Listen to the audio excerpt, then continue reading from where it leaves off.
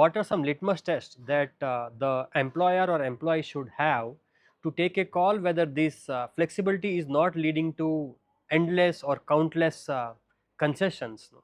uh, I mean expectations.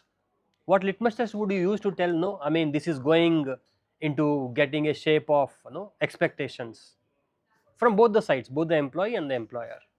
So as an employer, um, I am okay with anybody asking me for a reasonable level of flexibility as long as they're committing to the outcome. You cannot say that, okay, I had to get this report out by Friday, but I had to go watch an IPL match, so I cannot do it before Monday. You take a night time out from a weekday to go watch an IPL match, please deliver it by Friday evening.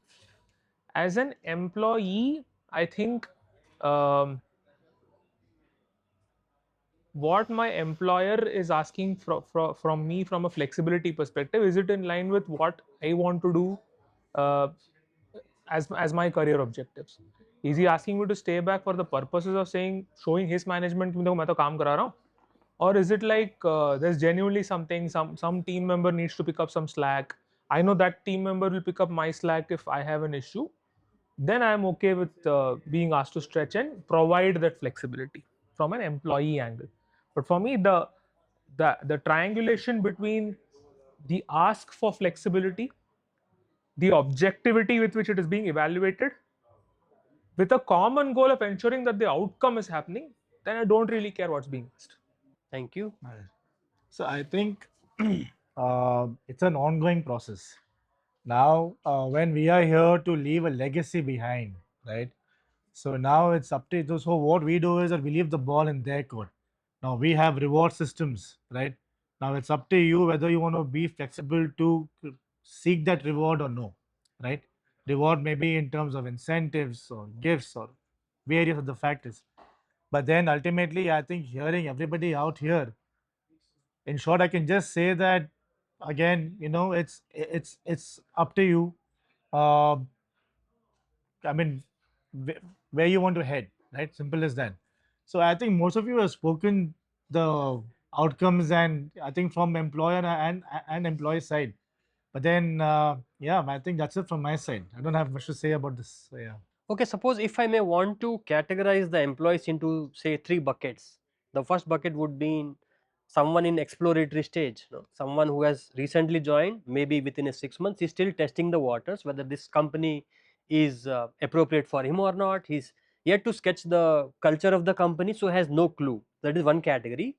The extreme category would be someone in disengagement stage, someone maybe on the notice period, and one would be someone who's hungry to get some promotion in that. So if these are the three buckets that we can resonate with, can you give us some tips on what do you mean by flexibility with these three categories of people? No? Because these people would require different kind of nourishment.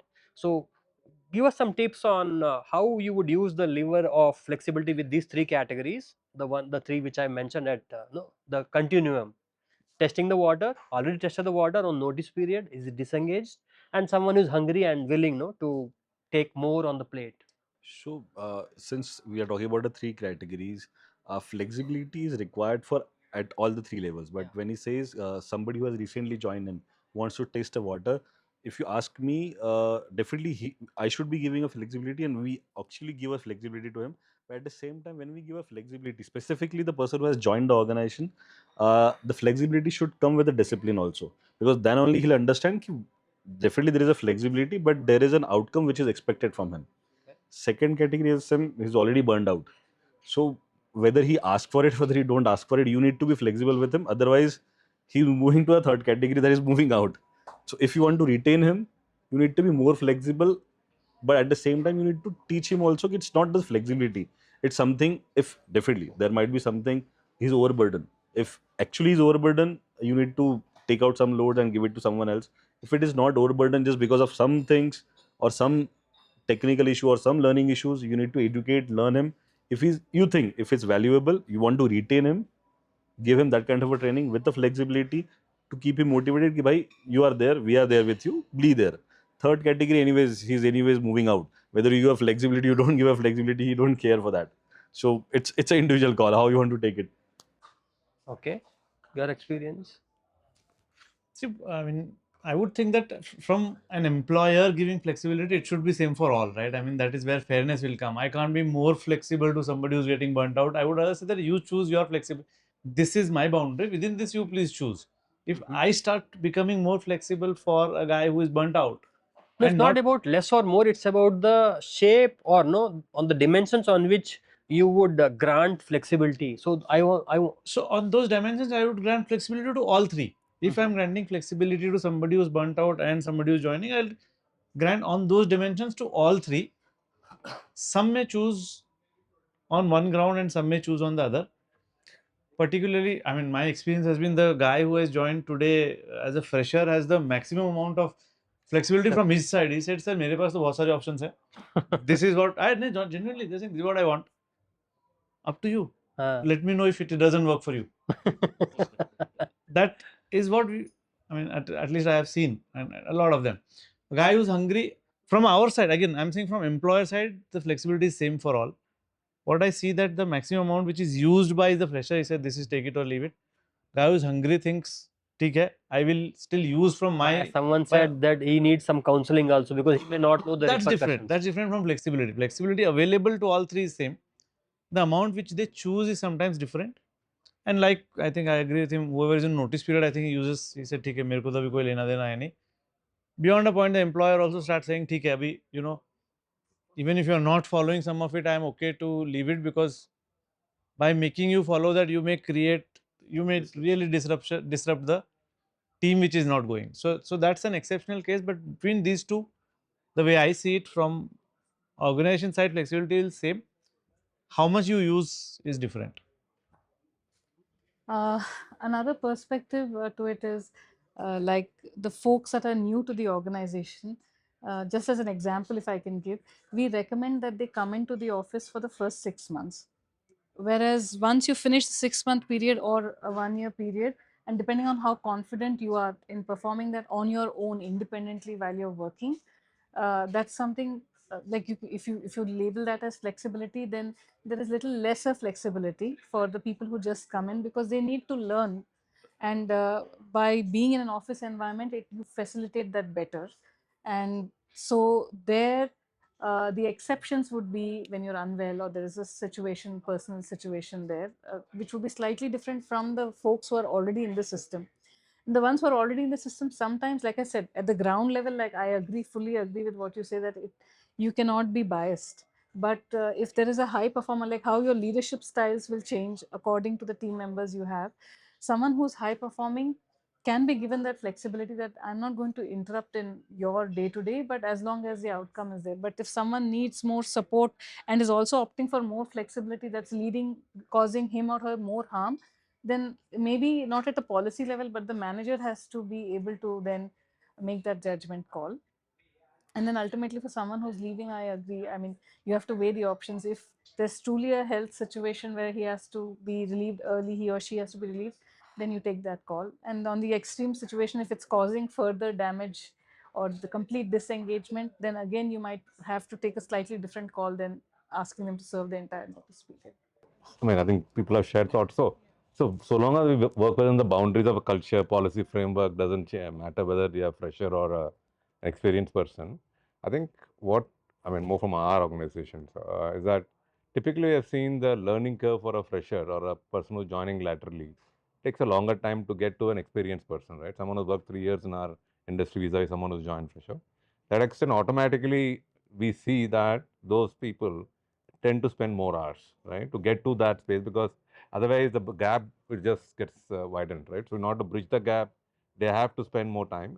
No, it's not an expectation, but the fact that they want to meet that the expectations of a senior person, they tend to spend more time. So, but from the person who's already put in the papers, whether it's voluntary, involuntary, we always take a policy: don't keep them in the company, right? Because just because you have 1 month notice period, it creates other challenges, because in terms of messages, what he can spoil, data, a lot of issues come in. So as a policy, though we have 1 month notice period, we just settle them in a couple of days and ask them to go. We don't retain people who have left the firm, put in the papers.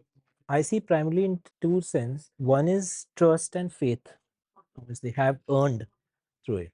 So if it's a new person, they need to earn that trust and faith before certain amount of flexibility that can be given, which could be not just in terms of policies and processes, but also competency and decision making process, which you just touched upon. A person who is already on their way out, the trust and faith is lower. So naturally, that faith, just because of that, they might be experienced, but naturally the flexibility is lower. Second, could be in terms of the overall flexibility that can be given for a task or role. That's only a finite amount. And it is sort of inversely proportional between the subordinate and the reporting manager always. So if I know that a person is disengaged and they wouldn't be interested, I cannot give them that flexibility. Right? Then I have to be inflexible. If it's a new person, I have to be inflexible. Because I cannot let them wander because they don't know what is the outcome in this kind of an environment. Somebody who's in the middle who is wanting growth, and that's person's gets discussed the least. I agree. They are the one who want to be proven. They want to prove themselves, so they need to be given that flexibility. Otherwise, they will get disengaged and they'll feel restricted. They want to fly, let them fly. You know they will fall, and that's when you will have to come in. That's the risk you have to take by giving them that much more flexibility. Thank you. What about sir?